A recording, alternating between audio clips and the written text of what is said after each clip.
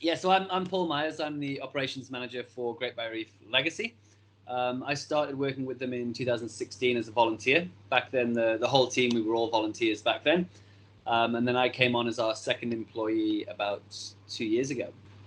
So the Great Barrier Reef Legacy's mission is a future where the security of coral reefs worldwide is assured. Coral reefs at the minute, they're under lots of various stresses. Crown of thorns, bleaching, climate change is the biggest threat to reefs. And our mission is just to make sure that reefs are protected and they are there for future generations, and that healthy, diverse reef systems are there for the future.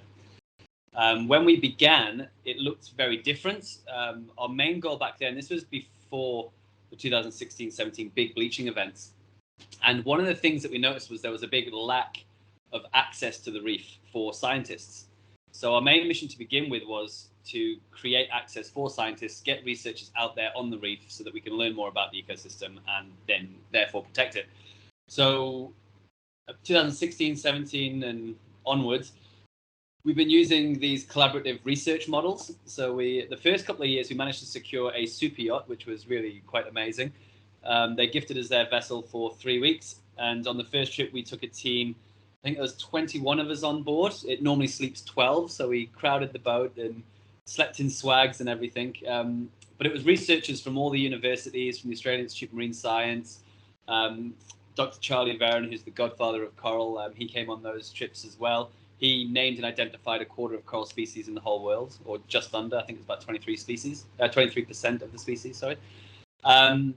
And it was amazing. We had all these people from different backgrounds looking at the same reef on the same day and the same conditions. So we had people doing mapping, drone mapping surveys, people looking at microbiology, people looking at biodiversity.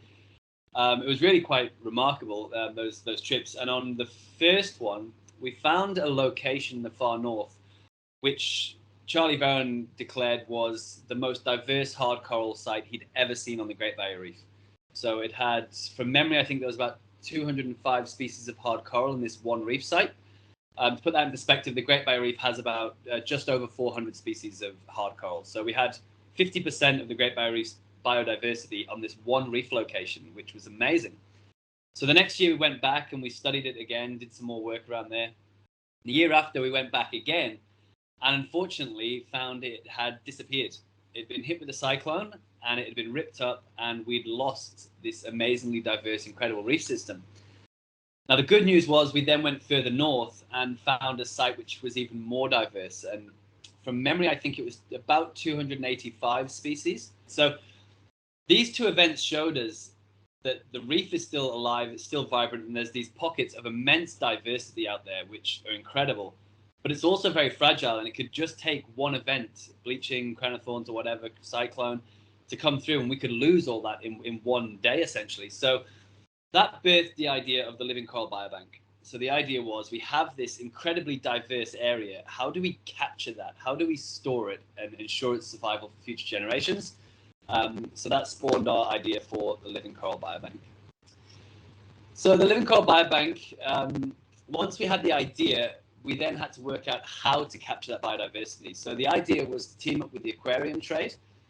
They've been experts in this field for decades. They've been keeping coral alive in tanks for many, many decades. And those little fragments get glued onto a base which has a microchip in it.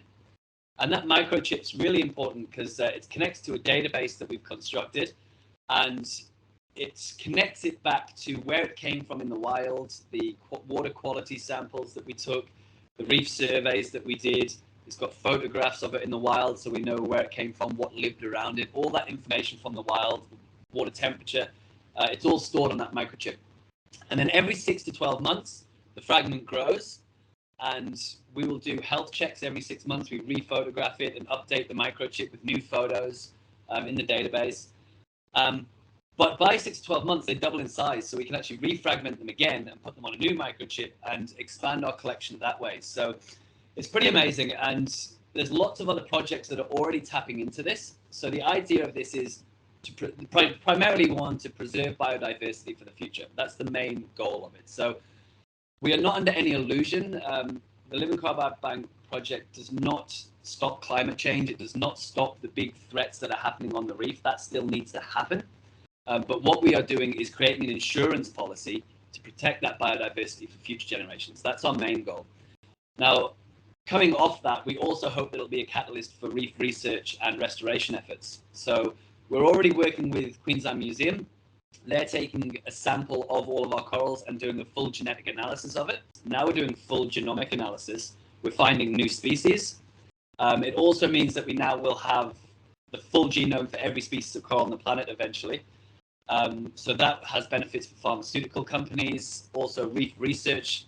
Anyone doing work on reef research, they can order a coral off us, knowing exactly what they're getting, where it came from in the wild. The full genome will be attached to that as well, and they can do all their work on it.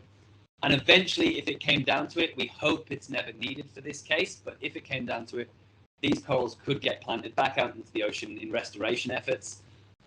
We know exactly where they came from, so they can go back to the same area. And that is a long-term vision that we hope we never need. But the thing is, if we don't do this now, it could be too late. So there's a big focus in the next couple of years to do a lot more coral collections, because it's not just about collecting the 400 species. We then need to collect a few of the same species to maintain genetic diversity within that species. So if you imagine the same coral species, it may live in the very northern reefs where it's warm, but it may also live in the very southern reefs where it's cooler. So they're the same species, but they have a slightly genetic makeup. So we have to capture that genetic spread within species. Another aspect of the Living Coral Biobank project is we've begun engaging with traditional owners, which is something we're very passionate about. We had a workshop a couple of weeks ago with various traditional owners from around the region who have an interest in the Great Barrier Reef, because we would like to help them create hubs of the Living Coral Biobank. So every organization, every traditional owner group along the coast of the Great Barrier Reef could have their own little hub of biobank corals, which would be preserving their own local biodiversity. So we've already got the group in Cairns, the Del Wirral Aboriginal Corporation. We're already working with them to build a hub with them. So they would therefore be looking after the diversity within Cairns, and they would be empowered then to keep their corals, look after their corals, and connect that to tourism. You know, they can have people coming in and they can tell their stories about connection to reefs, but predominantly it also means that they can preserve their own patch of the reef as well. So we have a goal to set up these hubs all along the coast, and eventually, if that all goes well, we can expand that worldwide to anywhere with reefs. They can look after their own biodiversity. Honestly, you guys have been, Sin have been absolutely amazing. It's that ongoing donation that I think not just as a lot of nonprofits struggle with. You know, we get, you know, you have X amount of money in the bank account. It seems like it constantly sort of dwindles down. And then you might get a big foundation, tops it up again eventually, but you never know where that next income is coming from.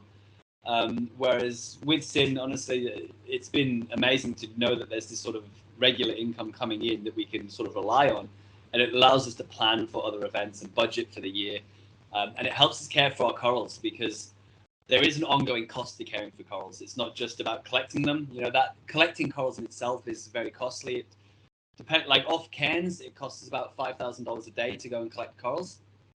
Once we start going further afield, that will be even more expensive. But then we have to buy all the chemicals, all the nutrients to feed the corals. We have to maintain. There's also lots of power, obviously, and all those things that come with maintaining corals in an aquarium. So our cost on that roughly is about 20 grand a year for nutrients for corals. So obviously you also need people to look after it as well. So having that regular donation, it is massive for us. And I can't stress that enough. It's kind of exactly what we need and what we love to see. So thank you.